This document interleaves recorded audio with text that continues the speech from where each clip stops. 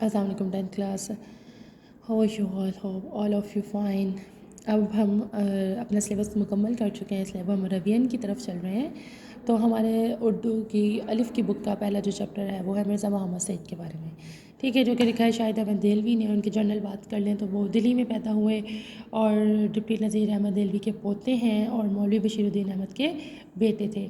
1925 میں انہوں نے اپنی تعلیم و تدریس جو ہے مکمل کی. اس کے بعد 1963 میں انہیں ایک تمغہ بھی دیا گیا. اس کے علاوہ جو ہے ان کی کچھ مشہور کتابیں ہیں جس میں گنجینہ گوہر، بزم خوش نفساں، ان کے خاکے اور ان کی دیگر تصنیفات ہیں.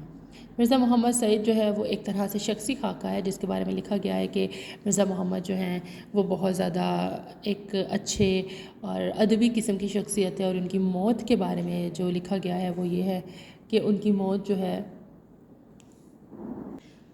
مرزا محمد سعید جو ہیں وہ پطرس بخاری ان کے اسٹوڈنٹ رہے ہیں اور وہ ان میں علم اور ادب کا بہت زیادہ گہرا سمندر پایا جاتا ہے. ان کے پاس بہت ساری انفارمیشن ہے.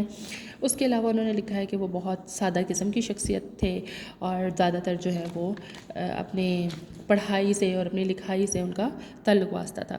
یہاں کچھ سوالات ہیں، اس کے جوابات ہم آلریڈی کر چکے ہیں. آپ سے میری ریکویسٹ ہے کہ کائنڈلی تمام طرح کے سوالات جو ہیں ان کو دوبارہ سے یاد کر لیجئے، ایک بار گو تھرو کر لیجئے، ٹھیک ہے. ہمارا نیکسٹ چیپٹر ہے جی ہاں نظریہ پاکستان. نظریہ پاکستان کے بارے میں بات یہ تھی کہ بیسیکلی نظریہ کیا ہے، کہ پاکستان کا نظریہ کنہوں نے پیش کیا.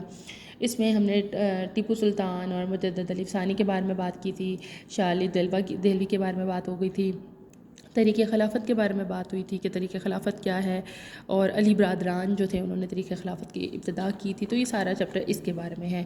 مسلمانوں کی قومیت کیا ہے، کہ ایک وہ نظریاتی قومیت لا الہ الا اللہ کے اوپر قائم ہے، یعنی ہمارے پاس رنگ، نسل، ذات پات، فرقوں کا ہمارے ملک میں کوئی جگہ نہیں ہے.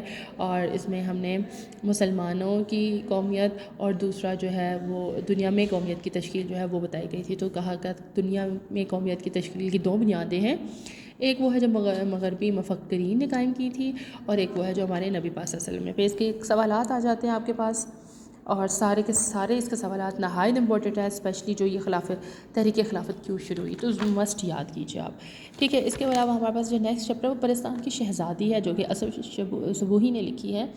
بیسیکلی تھوڑا سا فکشن کے اوپر لکھا گیا ہے. ایک کہانی کو مافوق الفطرت عناصر جو ہیں ان کے بارے میں بات چیت کی گئی ہے کہ ایک سیدانی بھی تھیں جو مغلانی کا پیشہ اختیار کی ہوئی تھیں، یعنی وہ درزن تھیں، اور لیکن ان کے ہاتھ میں ایسی صفائی اور ایسی خوبصورتی تھی کہ وہ بہت خوبصورتی سے کام کیا کرتی تھیں. اور پرستان کی جو شہزادی ہے برشان کے بادشاہ نے اس کو اپنے پرستان میں بلایا، اور وہ ایک سفر کے بارے میں تھوڑی سی داستان ہے.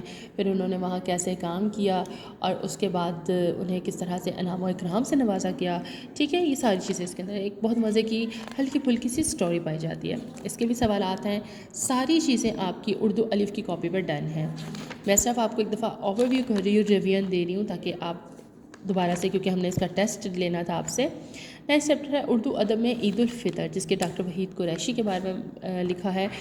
یہاں پہ اردو ادب میں عید الفطر کے بارے میں ہے کہ 1857 1857 کی جو جنگ ہوئی تھی اس سے پہلے ہم عید کا تہوار کو کس طرح سے مناتے تھے، اور اس کے بعد عید کے تہوار میں کیا چینجنگز ہوئی تو ہوئے ہیں. تو اس میں یہ تھا کہ پہلے جو ہیں وہ زیادہ تر محبوب کے بارے میں بات ہوتی تھی، یا زندگی کے بارے میں، یا پھر عید کے بارے میں کہ عید میں وہ فلاں شخص نہیں ہوگا تو عید کی رونق پھیکی پڑ جائے گی، اور ان سارے بارے میں بات. لیکن جنگ کے بعد سچویشن ٹوٹلی چینج ہو گئی تھی.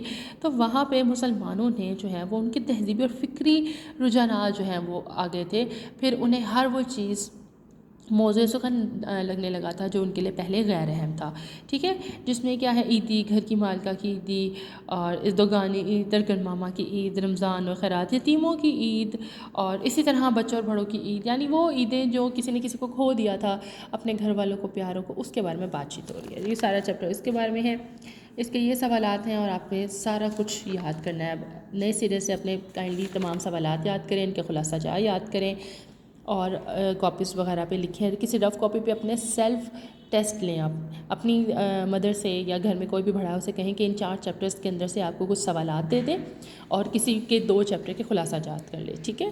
تو آپ لکھنے کے بعد خود کو بھی ایک دفعہ چیک کروائیے کہ آپ کو پتہ چلے کہ اس میں کیا املا کی مسٹیکس ہیں، کہاں غلطی ہوئی ہے، کیا چیزیں ہیں، اور پوسٹ بھی کیجیے. اپنی پکچرز لے کے ان ٹیسٹ کا پوسٹ بھی لیجیے. اللہ حافظ.